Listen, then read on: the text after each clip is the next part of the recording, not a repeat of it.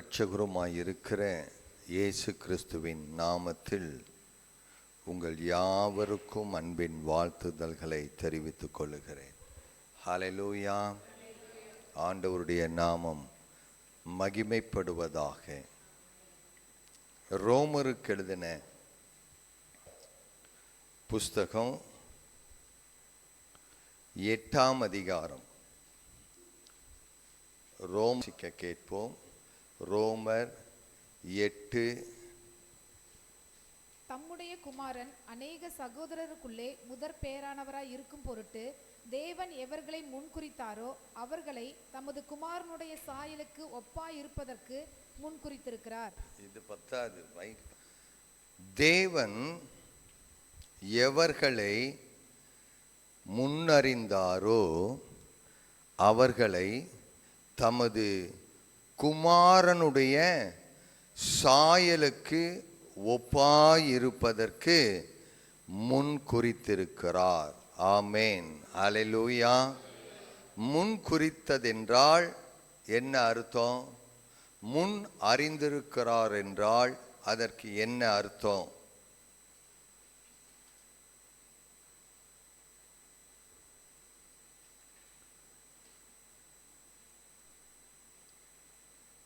முன் குறித்திருக்கிறார், முன் அறிந்திருக்கிறார்.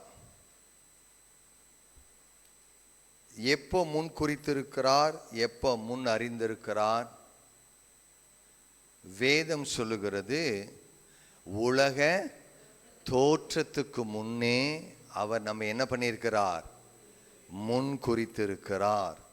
உலக தோற்றத்துக்கு முன்னே அவர் நம்மை தெரிந்தெடுத்திருக்கிறார்.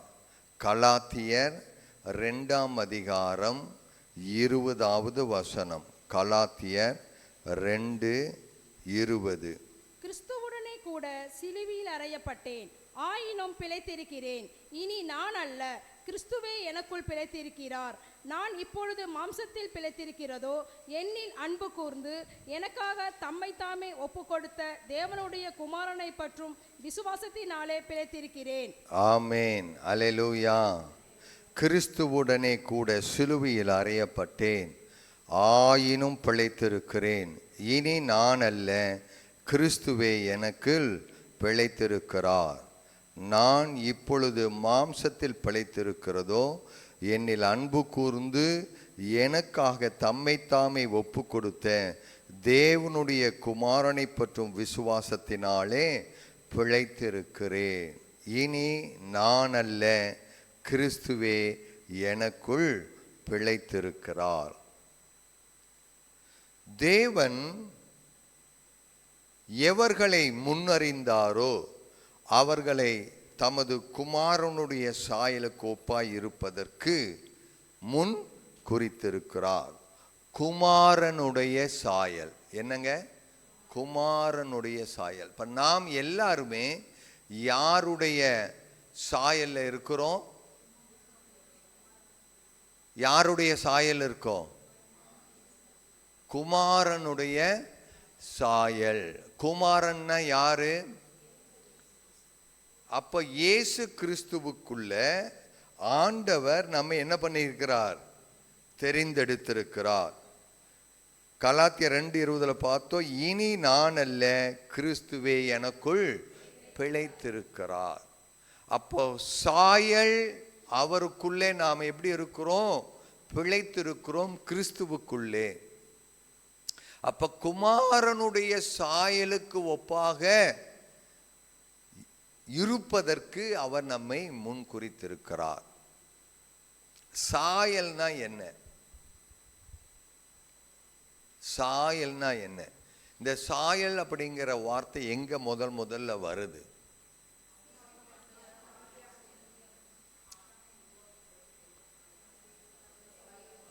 ஆதாமை தேவன் உருவாக்கும் போது நமது சாயலாக நமது ரூபத்தின்படி உண்டாக்குவோமாக.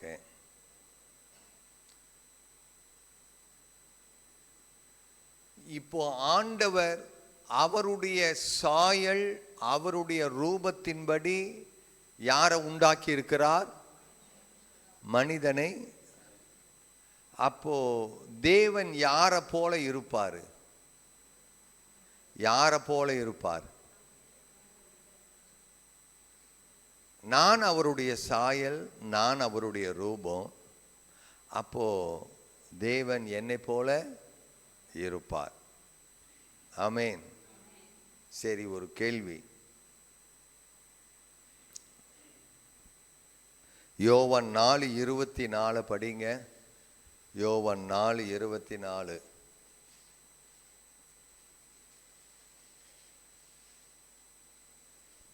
யோவான் 4:24. தேவன் ஆவியாயிருக்கிறார். ஆமென். அல்லேலூயா. தேவன் ஆவியாயிருக்கிறார். தேவன் ஆவியாயிருக்கிறார். அவரை தொழுது கொள்ளுகிறவர்கள் ஆவியோடும் உண்மையோடும் அவரை தொழுது கொள்ள வேண்டும் என்றார். தேவன் ஆவியாயிருக்கிறார். அவரை தொழுது கொள்கிறவர்கள் ஆவியோடும் உண்மையோடும் என்ன பண்ணணும்? தொழுது கொள்ள வேண்டும். சரி, தேவன் தமது சாயலாக தமது ரூபத்தின்படி ஆண்டவர் நம்மை என்ன பண்ணியிருக்கிறாரு? படைத்து. ஆனா வசனம் சொல்லுது தேவன் ஆவியாயிருக்கிறார். சரி, ஆவிக்கு ரூபம் இருக்கா? ஆவிக்கு ரூபம் இருக்கா?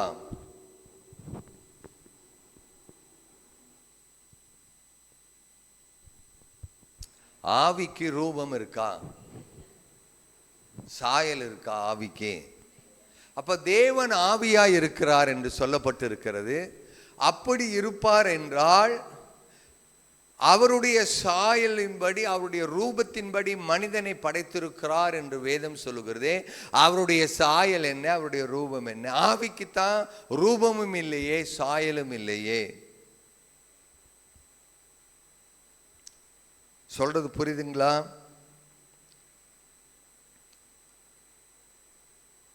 ஆவிக்கு ரூபம் இருக்கா? தலை இருக்குதா? காது, மூக்கு, கண்ணு இருக்கா?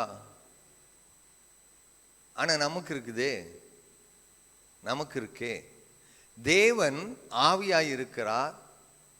அவரை தொழுது கொள்கிறவர்கள் ஆவியோடும் உண்மையோடும் தொழுது கொள்ள வேண்டும். அப்ப ஆவியாய் இருக்கிற தேவனுக்கு அவருடைய சாயல் என்ன? அவருடைய ரூபம் என்ன?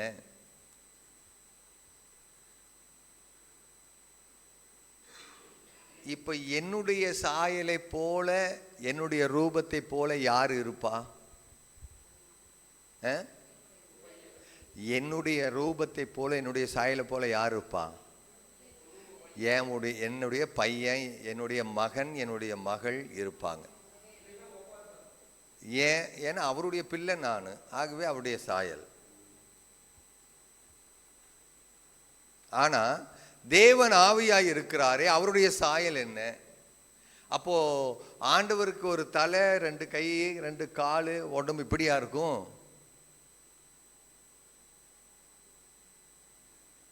சொல்றது புரியுதா? அப்ப அவருடைய சாயல் என்ன?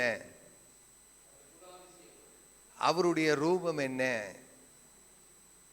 அவரை போலத்தான் தேவன் எவர்களை முன்குறித்தாரோ, முன்னறிந்தாரோ அவர்களை தமது குமாரனுடைய சாயலுக்கு ஒப்பாயிருப்பதற்கு முன்குறித்திருக்கிறார். எபேசியருக்கு எழுதின நிருபம், எபேசியருக்கு எழுதின நிருபம் 1ஆம் அதிகாரம் 4வது வசனம். எபேசியர் 1:4. தமக்கு முன்பாக தாம் அன்பில் பரிசுத்தம் உள்ளவரும் குற்றமில்லாதவர்களுமாய் இருப்பதற்கு அவர் உலக தோற்றத்திற்கு முன்னே கிறிஸ்துவுக்குள் நம்மை தெரிந்து கொண்டபடியே. ஆமென். எப்ப தெரிந்தெடுத்திருக்கிறார்? நம்ம உலக தோற்றத்துக்கு முன்பே. எப்படி இருப்பதற்கு?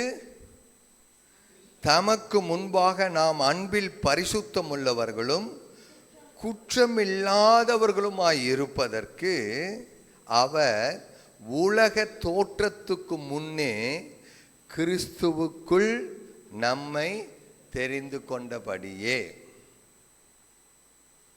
உலக தோற்றத்துக்கு முன்னே கிறிஸ்துவுக்குள்ள நம்ம என்ன பண்ணியிருக்கிறாரு? தெரிந்து கொண்டிருக்கிறார். எப்படி தெரிந்து கொண்டார்? கிறிஸ்துவுக்குள்ளே தெரிந்து கொண்டிருக்கிறார்.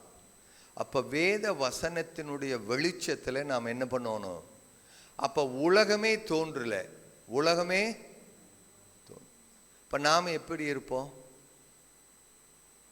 உலகமே தோன்றல, உலகத்துல எந்த ஜீவராசியும் இல்லை, மனிதனும் படைக்கப்படல, நாமும் பிறக்கல. அப்ப உலகமே தோன்றல. ஆனா அதற்கு முன்பாக கிறிஸ்துவுக்குள் நம்மை அவர் தெரிந்தெடுத்திருக்கிறார். கிறிஸ்துவுக்குள். அப்ப எப்படி தெரிந்தெடுத்திருக்கிறான்? உலக தோற்றத்துக்கு முன்னே, உலக தோற்றத்துக்கு முன்னே தேவன் தம்முடைய சித்தத்துல எல்லாவற்றையும் தீர்மானித்து விட்டார். ஆமென், அல்லேலூயா. மனுஷனே படைக்கப்படல, ஆனா மனுஷனுக்காக, நான் படைக்க போகிற மனுஷனுக்காக என்னுடைய குமாரனையே நான் ஒப்பு கொடுக்கிறேன் என்று உலக தோற்றத்துக்கு முன்னே தெரிந்து கொண்டார். புரியுதா? உலகமும் தோன்றல, உலகத்துல ஜீவராசிகளும் இல்லை, நாமும் இல்லை, ஆனா நம்ம கிறிஸ்துவுக்குள் தெரிந்து கொண்டார். ஆமென். அப்ப என்ன அர்த்தம்? நான் உலகத்தை படைப்பேன், வானத்தையும் பூமியும் படைப்பேன். அப்படி படைக்கப்பட்ட அந்த மனிதன் என்னுடைய வார்த்தையை மீறி நடந்துருவான்.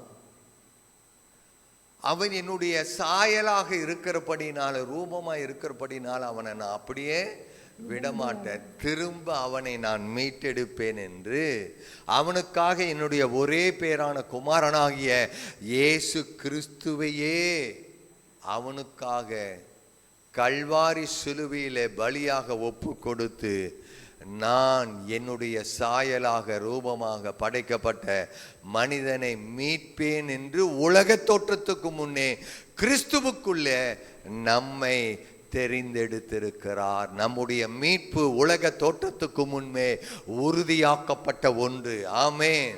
அருமையான கர்த்தருடைய ஜனமே, இங்கு அமர்ந்திருக்கிற ஒவ்வொருவரும் உலக தோற்றத்துக்கு முன்னே அவருடைய மீட்பின் திட்டத்துல நீங்களும் நானும் இருக்கிறதுனால நாம் ரட்சிக்கப்பட்டு கர்த்தருடைய பிள்ளைகளாக இருக்கிறோம். ஆமென். ஹல்லேலூயா, ஹல்லேலூயா.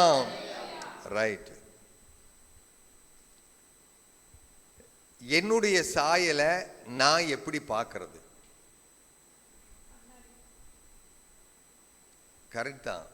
என்னுடைய சாயலை நான் எப்படி பார்க்கறது? கண்ணாடி முன்பா?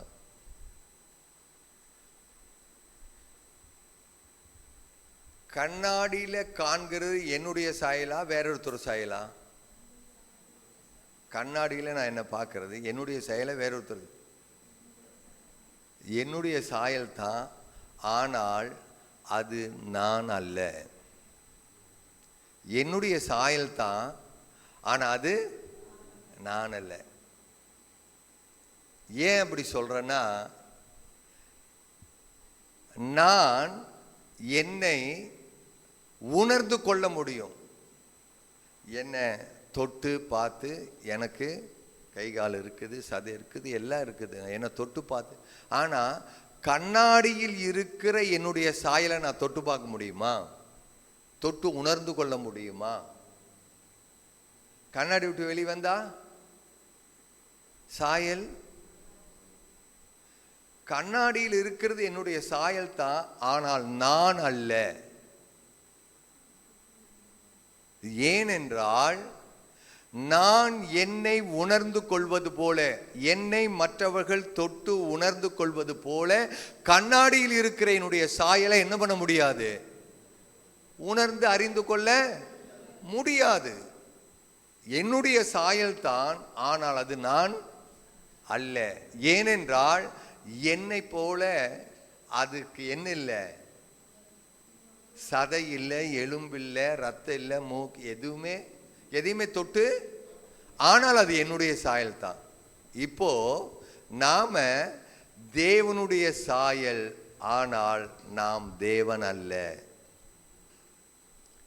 நாம் தேவனுடைய சாயல், ஆனா தேவன் அல்ல. ஏன்னா அவருடைய பிம்பம்தான். இப்ப தேவனாக நாம் இருக்க வேண்டும் என்றால் நாம் ஆவியாக இருக்க வேண்டும். சொல்றது புரியுதா? தேவனாக இருக்க வேண்டும் என்றால் தேவன் ஆவியாக இருக்கிறார். இப்ப நாம் ஆவியாவா இருக்கிறோம்? நமக்குன்னு என்ன இருக்கு? ஒரு சரீரம் இருக்கு. ஆவியான தேவனுக்கு ஒரு ரூபம் இல்லை, சரீரம் இல்லை. ஆனா நாம் சரீரத்தில் இருக்கிறோம். ஆனாலும் நாம் தேவ சாயலிலே இருக்கிறோம். ஆமென். தேவனுடைய சாயலிலே இருக்கிறோம். ஆனால் நாம் தேவன் அல்ல. தேவ சாயலிலே நாம் இருக்கிறோம். ஆண்டவர் மனுஷனை பார்க்கும்போது தன்னை பார்க்கிறார். எப்படி நாம் கண்ணாடியிலே நம்மை பார்க்கும்போது நம்முடைய சாயலை பார்க்கிறோமோ, அதுபோல ஆண்டவர் மனுஷனை பார்க்கும்போது தன்னை காண்கிறார். ஆமென். அல்லேலூயா.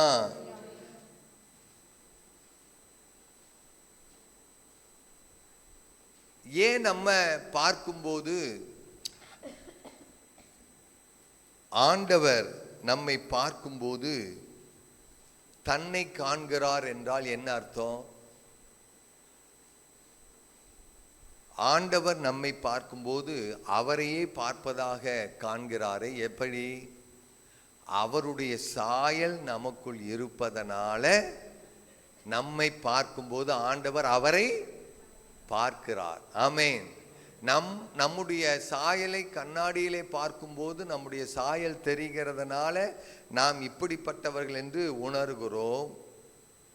ஆனால் அது நம்முடைய ஒரிஜினல் அல்ல. அதுபோல தேவன் நம்மை பார்க்கும்போது அவரை காண்கிறார். ஆனால் நாம் தேவனுடைய தத்த ரூபம் அல்ல. ஏன்னா நான் விளக்கி சொல்றேன் பின்னாடி. ஏன் இந்த வார்த்தைகளை சொல்லுகிறேன் என்பதை நான் பின்னாடி சொல்றேன். அப்போ மனுஷனை அவர் பார்க்கும்போது தன்னை அவர் கண்டார். கண்ணாடியிலே தெரிகிற உருவம் என்னை போல மாறிவிடாது. அது ரூபம்தான், சாயல் தான், ஒரிஜினல் அல்ல. எனக்கு சரீரம், கை கால், எலும்பு, சதை, ரத்தம் எல்லாம் இருக்குது. ஆனா சாயலுக்கு என்ன இல்லை?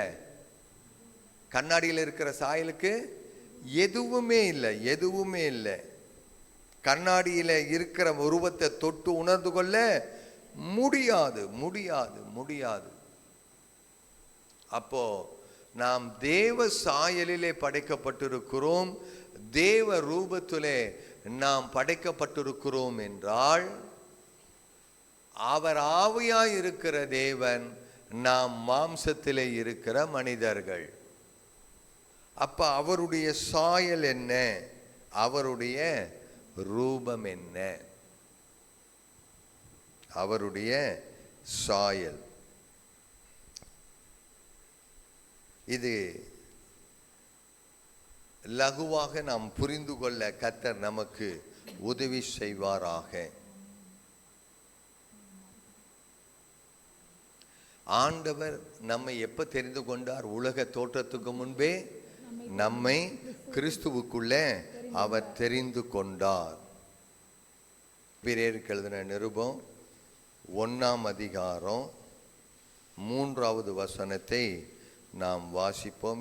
பிரகாசமும் அவருடைய தன்மையின் சொரூபமுமாயிருந்து சர்வத்தையும் தம்முடைய வல்லமையுள்ள வசனத்தினாலே தாங்குகிறவராய் தம்மாலே தாமே நம்முடைய பாவங்களை நீக்கும் சுத்திகரிப்பை உண்டு பண்ணி உன்னதத்திலுள்ள மகத்துவமானவருடைய வலது பார்சத்தில் உட்கார்ந்தார். இவர் அவருடைய மகிமையின் பிரகாசமும் அவருடைய தன்மையின் சொரூபமாயிருந்து சர்வத்தையும் தம்முடைய வல்லமையுள்ள வசனத்தினாலே தாங்குகிறவராய் தம்மாலே தாமே நம்முடைய பாவங்களை நீக்கும் சுத்திகரிப்பை உண்டு பண்ணி உன்னதத்திலுள்ள மகத்துவமானவருடைய வலது பார்சத்திலே உட்கார்ந்தார். யார் யாருடைய மகிமையின் பிரகாசம், யார் யாருடைய தன்மையின் சொரூபம்?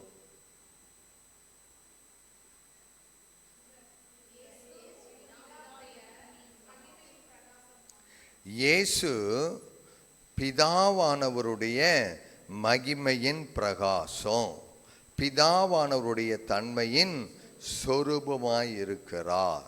ஆமேன், அல்லேலூயா.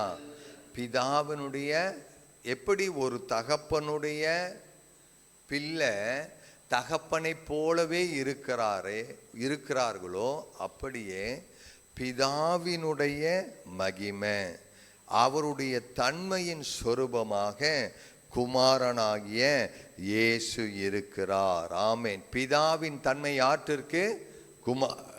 குமாரனாகிய இயேசுவினிடத்தில் இருக்கிறது. கொலோசியர் 1:15. கொலோசியர் 1:15.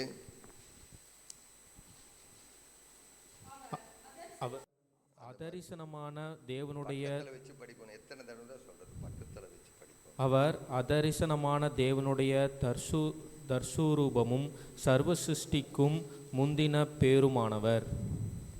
அவர் எப்படிங்க? வசனம் என்ன சொல்லுது? அதரிசனமான தேவனுடைய தற்சரூபமும். அதரிசனமான தேவனுடைய தற்சரூபம் யாரு? இயேசு அதரிசனமான தேவனுடைய தற்சரூபம், சர்வ சிருஷ்டிக்கும் முந்தின பேருமானவர். அப்ப இயேசு அதரிசனமான தேவனுடைய தற்சரூபம், அவருடைய இமேஜ், பிதாவினுடைய இமேஜாக யார் இருக்கிறார்? இயேசு கிறிஸ்து இருக்கிறார். கொலோசியர் 3:10. கொலோசியர் 3:10. தன்னை சிருஷ்டித்தவருடைய சாயலுக்கொப்பாய் பூரண அறிவடையும்படி புதிதாக்கப்பட்ட புதிய மனுஷனை தரித்து கொண்டிருக்கிறீர்களே. தன்னை சிருஷ்டித்தவருடைய சாயலுக்கு ஒப்பாக, தன்னை சிருஷ்டித்தவருடைய சாயலுக்கு ஒப்பாக பூரண அறிவடையும்படி புதிதாக்கப்பட்ட புதிய மனுஷனை தரித்து கொண்டிருக்கிறீர்களே. அப்போ நாம் தேவனுடைய சாயல் ரூபம், இன்னும் சொல்ல போனா தேவனுடைய தற்சரூபமாக யார் இருக்கிறார்? இயேசு கிறிஸ்து இருக்கிறார். அவருடைய மகிமையின் பிரகாசமாக அவர் இருக்கிறார். அப்போ இயேசு பிதாவை நமக்கு வெளிப்படுத்துகிறார். இயேசு பிதாவை நமக்கு வெளிப்படுத்துகிறார். அப்போ இயேசுவை கண்டா இயேசுவினுடைய சாயல் ரூபம், அவருடைய தன்மை, அவருடைய எல்லா காரியங்களையும் நாம் அறிந்து கொண்டால் தேவனை நாம் என்ன பண்ண முடியும்? அறிந்து கொள்ள முடியும். அப்போ ஆண்டவர் இயேசு என்ன சொல்றாருன்னா, என்னை கண்டவன் பிதாவை கண்டான். ஆமேன், அல்லேலூயா. என்னை கண்டவன், இயேசுகிட்ட கேட்குறாங்க, ஆண்டவரே பிதாவை எங்களுக்கு காண்பியும் கேட்குறாங்க யூதர்கள். அவர் சொல்றார், என்னை கண்டவன் பிதாவை கண்டான். அப்போ குமாரன் ஆகிய இயேசு பிதாவை என்ன பண்ணுகிறார்? வெளிப்படுத்துகிறார். இப்போ நாம யாரை தரித்திருக்கிறோம்? நாம் இயேசுவை என்ன பண்ணியிருக்கிறோம்? தரித்திருக்கிறோம். இப்போ பாருங்க, குமாரன் பிதாவை வெளிப்படுத்துகிறார், நாம் கிறிஸ்துவை வெளிப்படுத்துகிறோம். ஆகவே நாம் பிதாவின் சாயல் உள்ளவர்களாக இருக்கிறோம். ஆமேன், புரியுதுங்களா? தேவனுடைய சாயலை யார் வெளிப்படுத்துகிறார்? குமாரனாகிய கிறிஸ்து வெளிப்படுத்துகிறார். நாம் கிறிஸ்துவை என்ன பண்றோம்? வெளிப்படுத்துகிறோம். அப்ப நாம் கிறிஸ்துவை வெளிப்படுத்துகிறதுனால, கிறிஸ்துவ பிதாவினுடைய சாயலை கிறிஸ்து பெற்றிருக்கிறதுனால, நாம் கிறிஸ்துவை வெளிப்படுத்தும் போது நாம் பிதாவை வெளிப்படுத்துகிறோம். ஆமென், அல்லேலூயா, அல்லேலூயா. ஆதியிலே நாம் படைக்கப்பட்ட போது, மனுஷனை படைக்கப்பட்ட போது அவருடைய சாயல், அவருடைய ரூபம். இயேசு அதாவது தேவ சாயலாக, தேவ ரூபமாக வேறு ஏதாவது சிருஷ்டிக்கப்பட்டதா? வேறு ஏதாவது சிருஷ்டிக்கப்பட்டதா? தூதர்கள்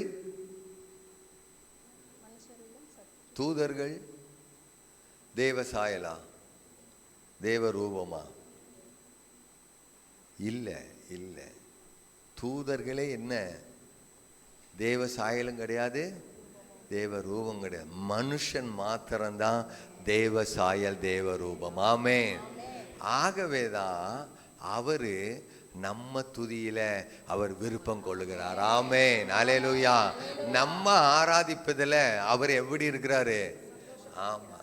அதாவது 100க்கு 100 பர்ஃபெக்டா பாடி இசை வாசிக்கிறவங்க தூதர்கள். 100க்கு 100 பர்ஃபெக்டா இசை வாசித்து பாடல்களை பாடுகிறவங்க யார் தான்? ஆனா அதுல ஆண்டவர் என்ன பிரியமாக தப்பா பாடிட்டு இருக்கிறோம். இல்லை, ஸ்கேலும் இருக்காது, ராகம் இருக்காது, தாளம் இருக்காது.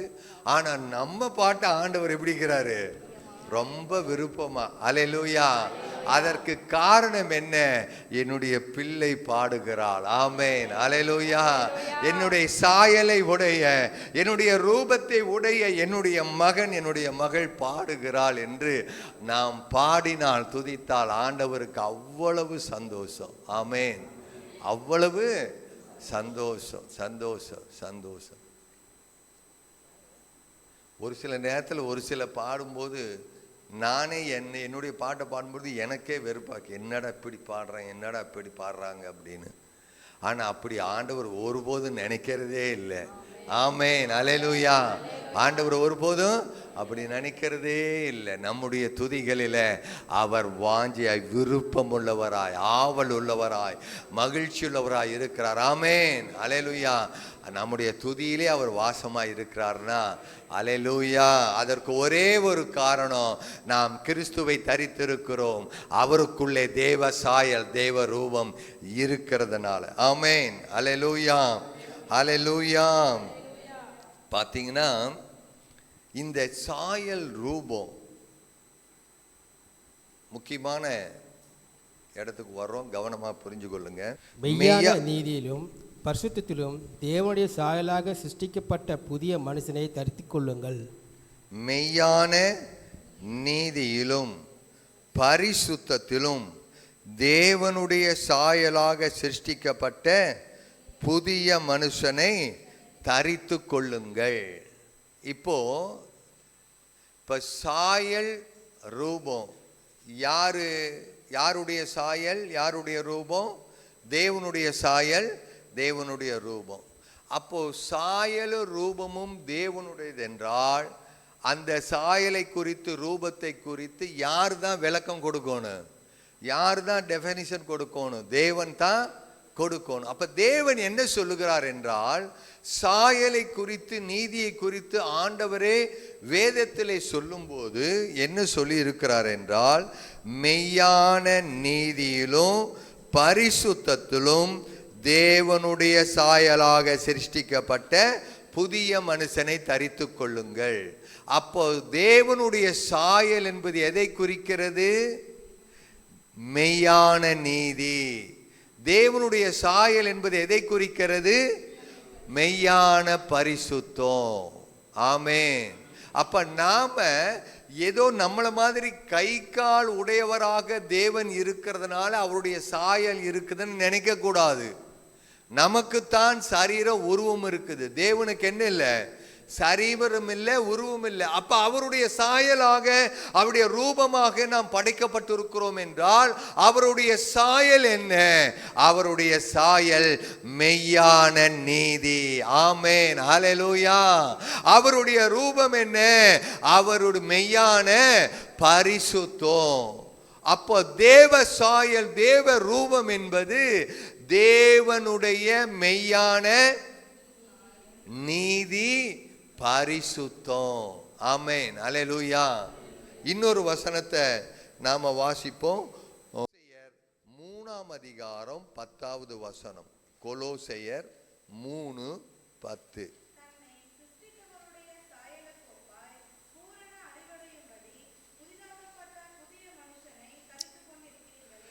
தன்னை சிருஷ்டித்தவருடைய சாயலுக்கு ஒப்பாக, தன்னை சிருஷ்டித்தவருடைய சாயலுக்கு ஒப்பாக பூரண அறிவடையும்படி புதிதாக்கப்பட்ட புதிய மனுஷனை என்ன பண்ணிக்கிறீங்க?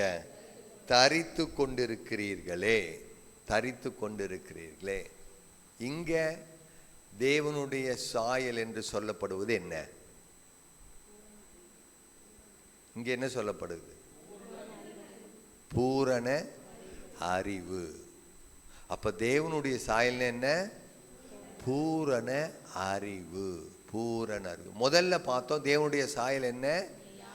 மெய்யான நீதி, மெய்யான பரிசுத்தம். இங்க என்ன பார்க்கிறோம்? பூரண அறிவு.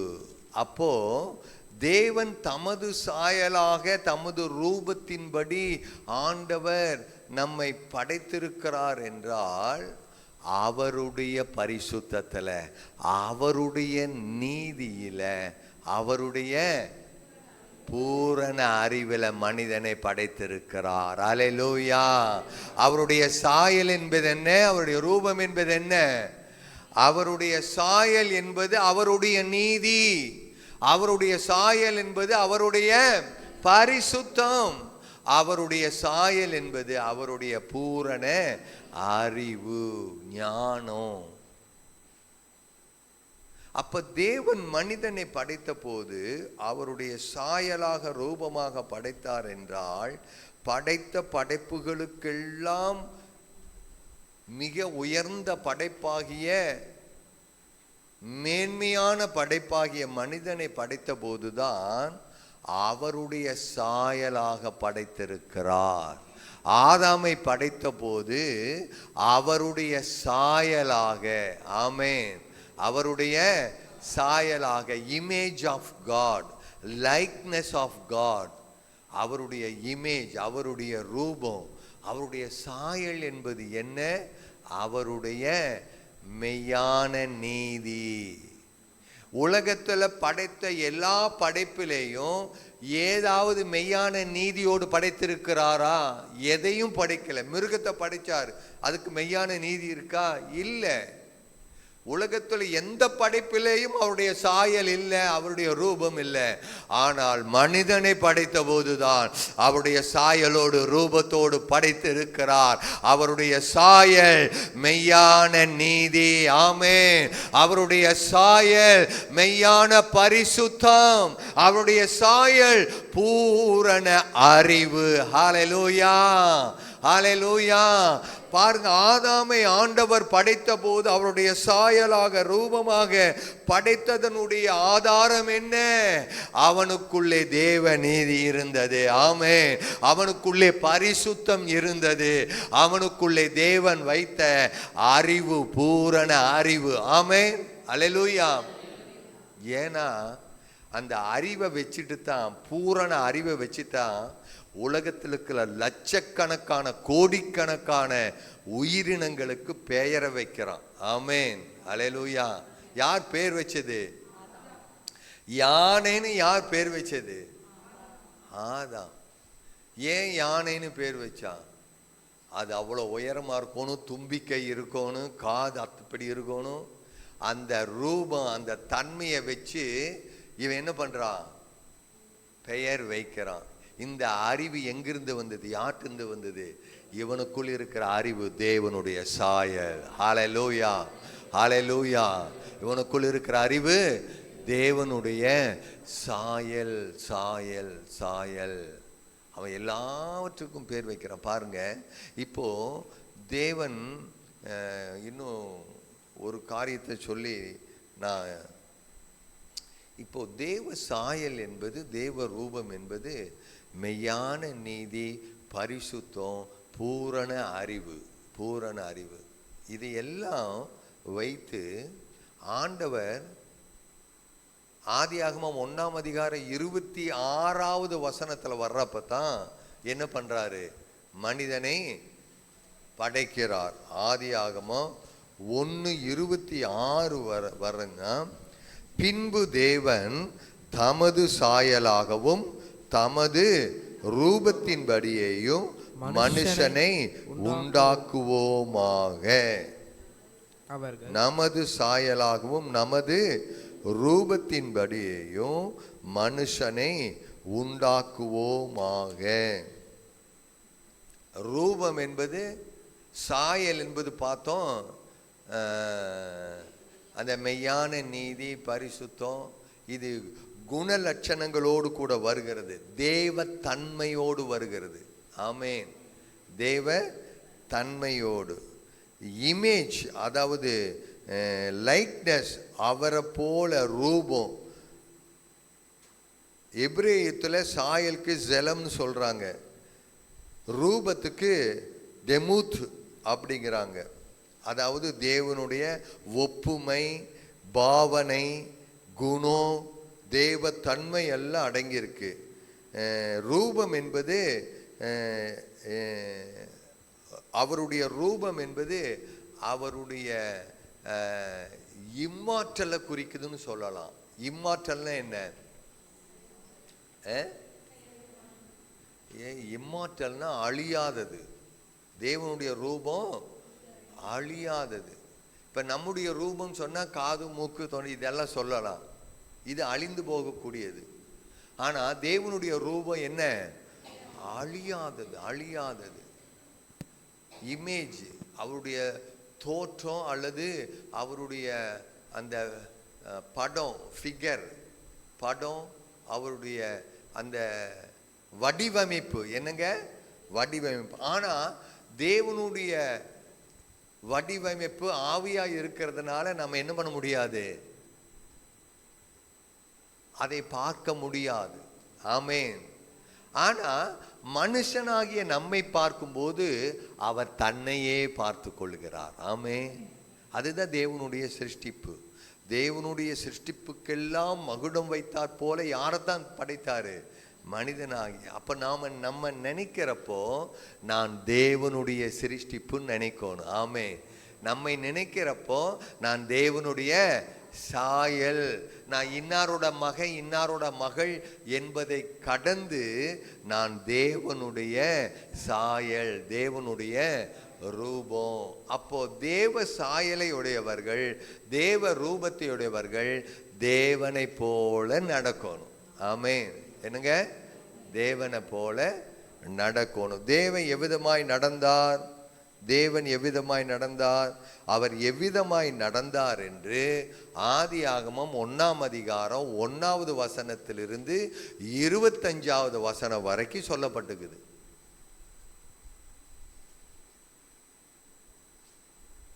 மனுஷனை படைப்பதற்கு முன்பாக தேவன் எவ்விதமாக செயல்பட்டார் என்பதை 1வது அதிகாரம் 1வது வசனத்திலிருந்து 25வது வசனம் வரைக்கும் சொல்லப்பட்டிருக்குது. அந்த 25வது வசனம் வரைக்கும் இருக்கிற காரியங்களுடைய சாரம்சத்தை டக்கு டக்குன்னு நம்ம சொல்லுவோமா? வசனத்தை படிக்க வேண்டாம். அந்த சாரம்சம் என்ன பண்ணாரு? அப்ப ஆதியிலே தேவன் வானத்தையும் பூமியும் சிருஷ்டித்தார். அப்புறம் பூமியானது ஒழுங்கன்மையும் வெறுமையுமா இருந்து ஆழத்தின் மேல் இருந்தது. தேவ ஆவியானவர் ஜலத்தின் மேல அசைவாடி கொண்டு வந்தார். அப்போ வெளிச்சத்தை உண்டாக கடவுது என்றார். அப்புறம் ஜலத்தில் இருந்து வெட்டாந்தரையை பிரித்தாரு, ஆகாய விரிவை படைத்தாரு. அப்புறம் ஜலத்தை ஆகாய் விரிவை உண்டு பண்ணாரு. ஜலத்தெல்லாம் ஒரு இடத்துல சேர்த்தாரு, வெட்டாந்தரை உண்டாக்கினாரு.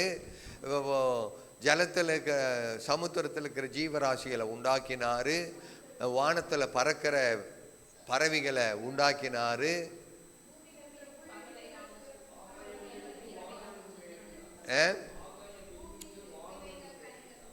அப்புறம் நட்சத்திரங்கள், சூரிய சந்திர நட்சத்திரங்களை படைத்தாரு. பூமியில சகல விருட்சங்களை என்ன பண்ணாரு? படைத்தார். இப்போ ஒழுங்கின்மையும் வெறுமையுமாய் இருந்ததை தேவன் என்ன பண்ணாரு? வெறுமையாய் இருந்ததை என்ன பண்ணாரு? அவர் பூரணமாய் நிரப்பினார். அப்போ தேவனுடைய சாயல் ரூபம் என்பது என்ன? ஒழுங்கில்லாததை ஒழுங்குபடுத்துவது, வெறுமையாய் இருப்பதை பூரணமாய் நிரப்புவது. கரெக்டுங்களா? இன்னொரு விதத்தில் சொன்னா சிருஷ்டிக்கிற வல்லமை. ஆமென். ஆண்டவர் என்ன பண்ணாரு? சிருஷ்டித்தார். இதை நல்லா புரிஞ்சுக்கொள்ளணும். இப்ப நாம ஏதாவது பூச்சி புழுவை வண்டை சிருஷ்டிக்க முடியுமா?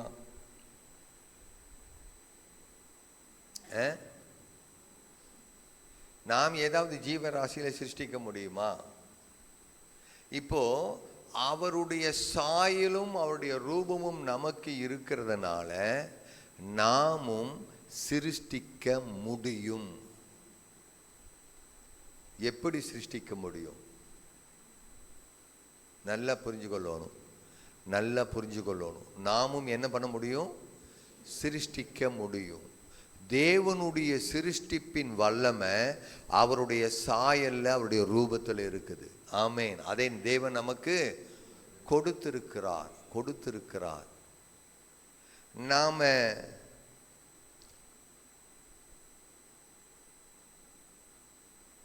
தேவனை போல விலங்குகளை சிருஷ்டிக்க முடியலைனாலும், தேவனை போல ஜீவராசிகளை எல்லாம் சிருஷ்டிக்க முடியலை அப்படின்னாலும், நமக்குள்ளே தேவன் அந்த அதிகாரத்தை வைத்திருக்கிறார். ஆமென். அல்லேலூயா. எந்த அதிகாரத்தை வைத்திருக்கிறார்? சிருஷ்டிக்கிற அதிகாரம். இப்ப தேவனுக்கு நமக்கும் அவருடைய சாயல் ரூபமாய் இருந்தாலும் நாம் தேவர்கள் அல்ல, தேவன் அல்ல. நாம் தேவன் அல்ல. ஏன்னா தேவன் விலங்குகளை சிருஷ்டித்த மாதிரி நம்ம சிருஷ்டிக்க முடியுமா? சிருஷ்டிக்க முடியாது. ஏன்னா நாம் அவருடைய சாயல், அவருடைய ரூபம். ஆனாலும் அந்த சாயலுக்கு ரூபத்துக்கு என்ன இருக்கு? தேவத்துவத்தினுடைய தன்மை இருக்குது. அப்போ நாம் எதை சிருஷ்டிக்க முடியும்? நாம் எதை உருவாக்க முடியும்? நாம் எவ்விதமாக ஆளுகை செய்ய முடியும்? நன்றாக புரிந்து கொள்ளணும். நாம் நம்முடைய வாழ்க்கையில ஒழுங்கில்லாததை ஒழுங்குபடுத்த முடியும். அந்த சிருஷ்டிக்கிற அதிகாரத்தை தேவன் நமக்கு கொடுத்திருக்கிறார். நம்முடைய குடும்பத்துல வெறுமையா இருக்கிறத பரிபூரணமாய் நிரப்ப முடியும். ஆமென். நம்முடைய திருச்சபையில ஒழுங்கின்மையும் வெறுமையுமாய் இருக்கிற மனிதர்களை நாம் திருத்த முடியும். தேவனுடைய சாயல், தேவனுடைய ரூபம் இருக்கிறது. அவருடைய சாயல் என்ன? அவருடைய ரூபம் என்ன? சிருஷ்டிக்கிற, வெறுமையாய் இருக்கிறவைகளை பூரணமாய் நிறைவுபடுத்துகிற அவருடைய வல்லமை, ஒழுங்கில்லாததை ஒழுங்குபடுத்துகிற வல்லமை, அவருடைய நீதி, அவருடைய பரிசுத்தம், அவருடைய ஞானம், அவருடைய அறிவு, பூரண அறிவு, இவைகளை தேவன் நமக்கு கொடுத்திருக்கிறபடியினால நாம் தேவனாக புதிய வானத்தையும் புதிய பூமியையும் சிருஷ்டிக்க முடியாவிட்டாலும் அவர் நமக்கு கொடுத்திருக்கிற சாயலை கொண்டு, அவர் நமக்கு கொடுத்திருக்கிற அவருடைய ரூபத்தை கொண்டு மெய்யான நீதியிலே வாழ முடியும், மெய்யான பரிசுத்தத்திலே வாழ முடியும், தேவனை குறித்த பூரண அறிவை அடைய முடியும். ஆமென். ஹல்லேலூயா, ஹல்லேலூயா. அப்ப நாம் எதை சிருஷ்டிக்கிறோம் என்றால் ஒழுங்கில்லாததை ஒழுங்குபடுத்த நம்மால் முடியும். ஆமென். ஹல்லேலூயா, ஹல்லேலூயா.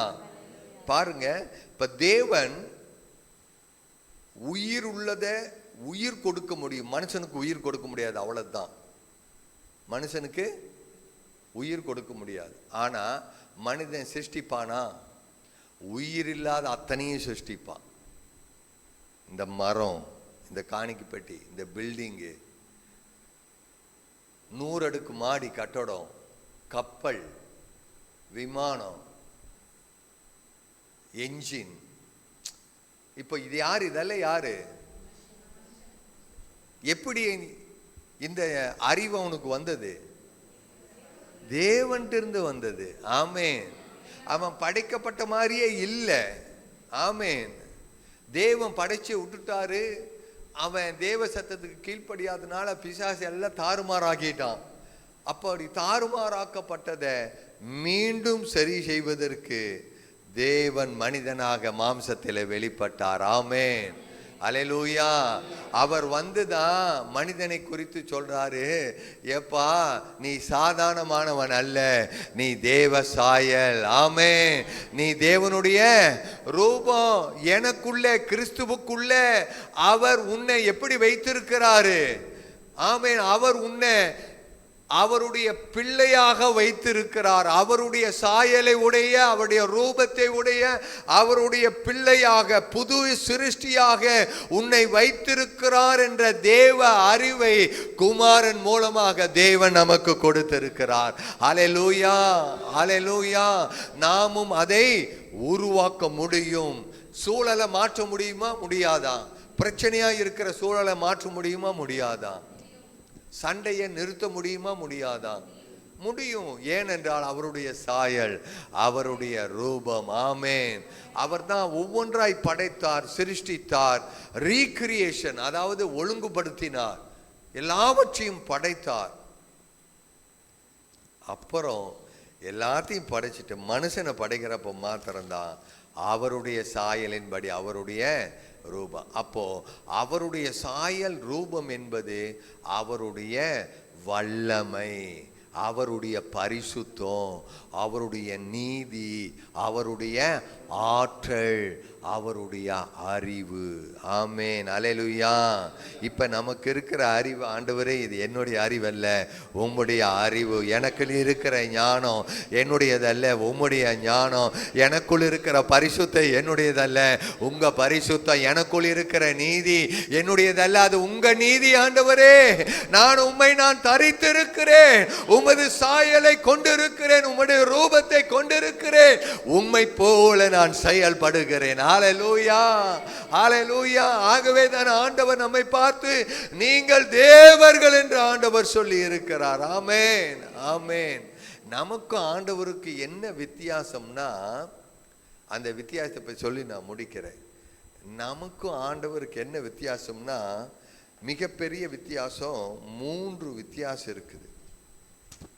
3 வித்தியாசம் இருக்குது. யாராவது சொல்ல முடியுமா நமக்கும் ஆண்டவருக்கு இருக்கிற வித்தியாசம்? ரைட். 1,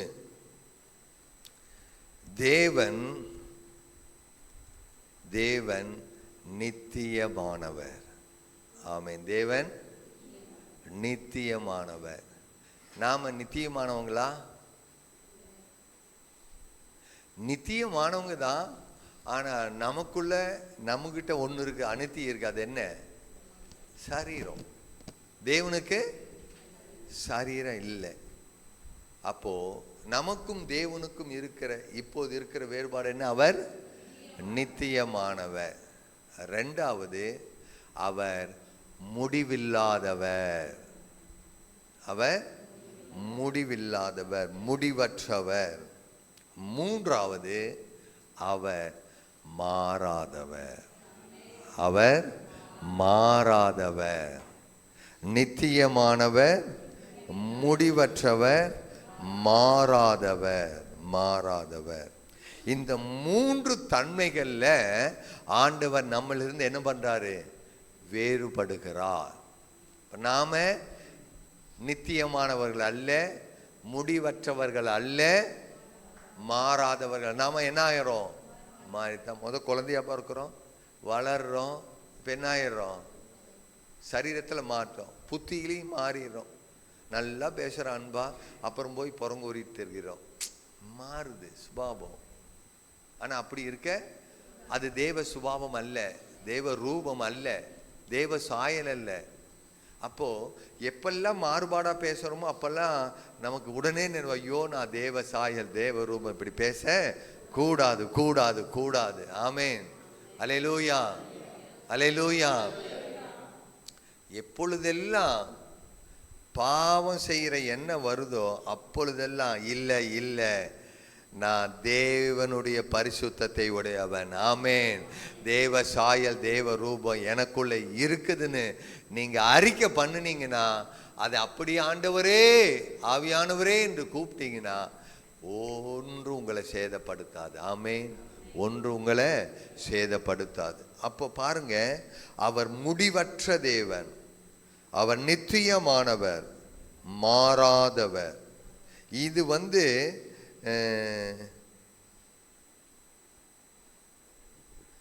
இது ஆண்டவருடைய தன்மை. இது மனுஷனாகி நமக்குள்ள இல்லை இல்லை. இதை என்ன சொல்றாங்கன்னா, இன்கம்யூனிகபிள் ஆட்டிடியூட்ஸ் சொல்றாங்க. இன்கம்யூனிகபிள் ஆட்டிடியூட்ஸ். ஏன்னா இது அவட்டிருந்து மற்றவங்களுக்கு கடத்த முடியாது. சொல்றது புரியுதா? அவருடைய முடிவற்ற நித்திய மாறாத தன்மையை அவர்கிட்ட யாருக்கு என்ன பண்ண முடியாது, கொடுக்க முடியாது. இது இன்கம்யூனிகபிள் ஆட்டிடியூட்ஸ். ஆனா அவர்கிட்ட இருக்கிற தன்மையை மற்றவங்களுக்கு கொடுக்கலாம். அது என்னன்னா, அதுதான் அவருடைய சாயலா இருக்கிற ரூபமா இருக்கிற அவருடைய தேவ நீதி. ஆமென், தேவ நீதி, தேவனுடைய பரிசுத்தம், தேவனுடைய ஞானம், தேவனுடைய ஞானம், அவருடைய அறிவு, அவருடைய வல்லமை, அவருடைய நன்மை, இவைகளை எல்லாம் தேவன் நமக்கு கொடுக்க முடியும். ஆமேன், ஆமேன், ஆமேன். இதுவும் தெய்வத்தினுடைய சாயல் தான், ரூபம் தான். ஆமேன். ஆனா இது கம்யூனிகபிள் ஆட்டிடியூட்ஸ். இது மற்றவங்களுக்கு என்ன பண்ண முடியும், கொடுக்க முடியும். ஆமேன். அப்ப தேவனுடைய சாயல், தேவனுடைய ரூபம் என்பது அவருடைய பரிசுத்தம், அவருடைய நீதி, அவருடைய ஞானம், அவருடைய வல்லமை, அவருடைய நன்மை. ஆமேன், அல்லேலூயா. இவைகளை எல்லாம் ஆண்டவர் நமக்கு கொடுக்க முடியும். ஆமேன், ஆமேன். எத்தனை பேர் விசுவாசிக்கிறீங்க? நான் தேவனுடைய நீதியோடு கூட வாழ்கிறேன், நான் தேவனுடைய பரிசுத்தத்தோடு வாழ்கிறேன், தேவனுடைய வல்லமையோடு வாழ்கிறேன், தேவனுடைய ஞானத்தோடு வாழ்கிறேன், அவருடைய நன்மை எனக்குள்ளே இருக்கிறது, அவருடைய நன்மையிலே வாழ்கிறேன். நாம் தேவனுடைய சாயல், தேவனுடைய ரூபம் என்பதை மறந்து போக கூடாது. தேவனுடைய பகிர்ந்தளிக்க கூடிய அவருடைய தன்மையை தேவன் நமக்கு பகிர்ந்தளித்திருக்கிறார். வேறு எந்த ஒரு சிருஷ்டிப்புக்கும் தேவன் அதை பகிர்ந்தளிக்கவில்லை. அவருடைய விசேஷித்த சிருஷ்டிப்பாக, அவருடைய சாயலாக, அவருடைய ரூபத்தின்படி சிருஷ்டிக்கப்பட்ட உங்களுக்கும் எனக்கும் தேவன் தம்முடைய அனந்த ஞானத்தை கொடுத்திருக்கிறார். தேவன் தம்முடைய பரிசுத்தத்தை கொடுத்திருக்கிறார். தேவன் தம்முடைய நீதியை கொடுத்திருக்கிறார். தேவன் தம்முடைய வல்லமையை கொடுத்திருக்கிறார். தேவனுடைய நன்மைகளால் நம்மை நிரப்பி இருக்கிறார். அல்லேலூயா, அல்லேலூயா. அவ்விதமான தேவ சாயலை, தேவ ரூபத்தை பெற்றவர்களாகிய நாம் தேவனை போல இந்த பூமியிலே வாழ வேண்டும். அல்லேலூயா.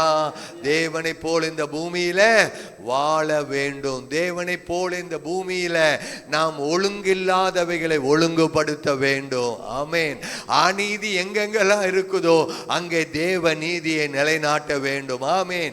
எங்கெங்கெல்லாம் பரிசுத்த குலைச்சல் இருக்கிறதோ அங்கெங்கெல்லாம் தேவனுடைய பரிசுத்தத்தை நிலைநாட்ட வேண்டும். ஆமென். எங்கெங்கெல்லாம் சத்துரு தாறுமாறாக்கி இருக்கிறானோ அந்த இடத்திலெல்லாம் அதை சீர்படுத்தக்கூடிய வல்லமைய தேவன் நமக்கு கொடுத்திருக்கிறார். நாம் அவருடைய சாயல், நாம் அவருடைய ரூபம். இதுவரைக்கும் நடக்காத காரியங்களை நீங்க நினைச்சு சபையிலையும் சரி வீட்லையும் சரி, ஆண்டவரே நீங்க என்ன தேவ சாயலா, தேவ ரூபமா படைச்சிருக்கிறீங்க, என்னுடைய வாழ்க்கையில ஒழுங்கின்மை இருக்குது, வெறுமை இருக்குது. நீங்க கொடுத்திருக்கிற சாயல்ல, ரூபத்துல அந்த ஒழுங்கின்மையை நான் மாற்றுகிறேன். ஓ, அந்த குறைவை நான் மாற்றுகிறேன், வெறுமையை நான் மாற்றுகிறேன். ஆமேன். உங்க வாழ்க்கையில உங்களால மாற்ற முடியும். ஆமேன். தேவனுடைய சாயலை கொண்டு, ரூபத்தை கொண்டு, அவருடைய நீதியை கொண்டு, அவருடைய பரிசுத்தத்தை கொண்டு, அவருடைய வல்லமையை கொண்டு, அவருடைய ஞானத்தை கொண்டு நீங்க மாற்ற முடியும். உங்க குடும்பத்தை உங்களால மாற்ற முடியும். தேவ சாயல், தேவ ரூபம். ஒவ்வொரு நாள் அறிக்கை பண்ணுங்க, ஆண்டவரே நான் தேவ சாயல், தேவ ரூபத்துல டிக்ளேர் பண்றேன். என் குடும்பத்துல அத்தனை பேரும் பூரண ரட்சிப்பு அடையும்படிக்கு நான் டிக்ளேர் பண்ணுகிறேன். கர்த்தருடைய வார்த்தை நிறைவேறட்டும். ஒழுங்கில்லாத உலகத்தை ஒழுங்குபடுத்தின ஆண்டவரே, ஒழுங்கில்லாத குடும்பத்தை நான் ஒழுங்குபடுத்துகிறேன். என்னுடைய குடும்பத்துல அத்தனை பேர்களும் கர்த்தருடைய பிள்ளைகளாகும்படிக்கு நான் டிக்ளேர் பண்ணுகிறேன். ஹல்லேலூயா. முடியுமா? முடியாதா? கட்டாயம் முடியும். யாராவது சுகவீனமா இருந்தா, பலவீனமா இருந்தா, ஆண்டவரே வியாதியை குணமாக்கின இயேசு எனக்குள்ளே இருக்கிறார், அவருடைய சாயல் எனக்குள்ளே இருக்கிறது, என் நாமத்தினாலே வியாதி அசுபை கைகளை வைப்பீர்கள், அவர்கள் சொஸ்தமாவார்கள் என்ற தேவ வாக்கு, தேவ வல்லமை எனக்குள்ள கிரியை நடப்பிப்பதாக. சுகமாக்குவாரா மாட்டாரா? சுகமாக்குவார். ஆமென். தேவ சாயல், தேவ ரூபம் நமக்குள்ளாக இருக்கிறது. ஆமென். ஹல்லேலூயா, ஹல்லேலூயா. பாருங்க, அவருடைய பரிசுத்தம். இதை ஆதாம் எத்தனை காலங்கள் இந்த ஆளுகையில் இருந்தான்னு தெரியல. ஆனா ஆண்டவரை பார்க்கிறத விட்டுட்டு பிசாசின் வார்த்தைக்கு செவி சாய்த்ததனால ரூபத்தையும் சாயலை இழந்து போயிட்டான்.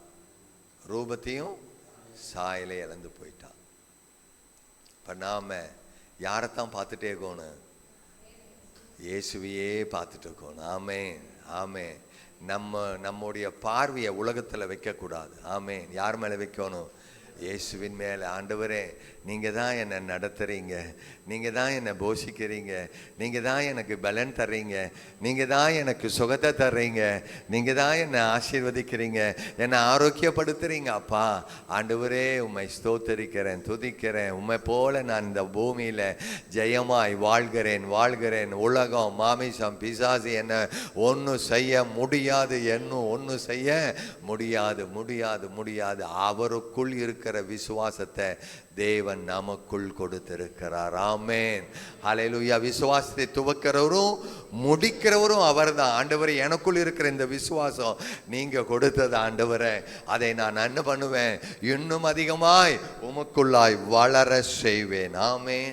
இந்த ஆதாம் தேவனை பார்க்கறத விட்டு ஆதாமும் மேவாலும் உலகத்தை பார்த்ததுனால, பிசாசுக்கு செவி கொடுத்ததுனால அவர்கள் பரிசுத்தத்தை இழந்து பாவியாகி விட்டார்கள். தேவ நீதியை இழந்து குற்ற உணர்வு உள்ளவர்களாக மாறிவிட்டார்கள். பூரண அறிவை இழந்து அறியாமை அவர்களுக்குள்ளே வந்தது. தேவ சமூகத்திலிருந்து தள்ளப்பட்டார்கள். ஆதாமுக்குள் எல்லாரும் பாவிகளானார்கள். இழந்து போனதை தேடவும் ரட்சிக்கவுமே மனுஷகுமாரனாகிய இயேசு இந்த உலகத்துக்கு வந்தார். ஆமென், அல்லேலூயா, அல்லேலூயா. பாவி என்கிறதை மாற்றி நீ பரிசுத்தவான் என்று ஆண்டவர் இயேசு நமக்கு சொன்னார். ஆமென். நம்முடைய குற்ற உணர்வுகளை நீக்கி போட்டு நீ தேவ நீதியிலே இருக்கிறாய், உன்னுடைய நீதியிலே அல்ல என்னுடைய நீதியிலே இருக்கிறாய் என்று இயேசு நமக்கு சொன்னார். அதே போல நான் தான் உன்னை சிருஷ்டித்த தெய்வம், என்னை அல்லாமல் வேறொரு தேவன் இல்லை என்று அறியாமையை இயேசு வந்து நீக்கி நானே வழி, சத்தியம், ஜீவன் என்று ஆண்டவர் உலகத்திற்கு, மனிதனுக்கு அவர் சொன்னார்.